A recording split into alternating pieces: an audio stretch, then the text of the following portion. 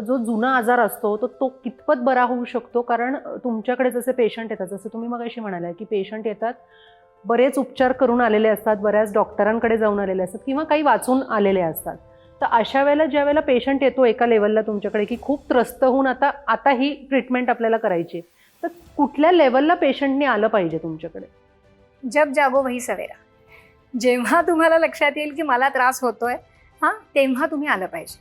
आणि मुळातच ना कसं आहे, तुम्ही म्हणता की खूप वर्ष तो भोगतोय. हो. नॉर्मली कसं असतं, आपल्याला लहानपणापासून रादर जन्मापासून ही सवय की काहीतरी खाल्लं, काहीतरी औषध घेतलं की मी बरा होतो. त्याच्यामुळे स्वयंपूर्ण किंवा आपण जे आता औषधांशिवाय आरोग्य म्हणतोय त्याच्यावर सहजासहजी विश्वास नाही बसत. बरोबर. त्याच्यामुळे ह्याच्याकडे आमच्याकडे येणारा पेशंट जो आहे, आमचा पर्याय निवडणारा जो पेशंट आहे, तो सगळं करून आलेला असतो. म्हणजेच अनेक काळ तो त्रास भोगत असतो.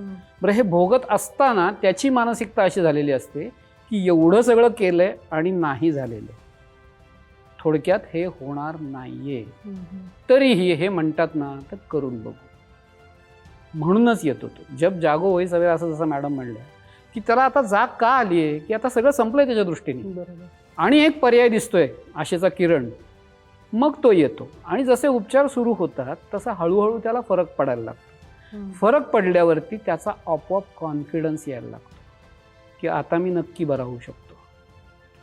आणि जसा कॉन्फिडन्स बिल्ड व्हायला लागतो तसा तो पेशंट फास्ट बरा व्हायला लागतो. कारण त्याची पहिल्या दिवसाची मानसिकता अशी आहे की हे काही बरं होणार नाही आहे, म्हणजेच त्यांनी बरं होण्याचा सगळा पर्याय संपवलेला आहे. त्याला नाहीच आहे बरं व्हायचं. त्यांनी सांगितलं शरीराला बरं व्हायचं नाही.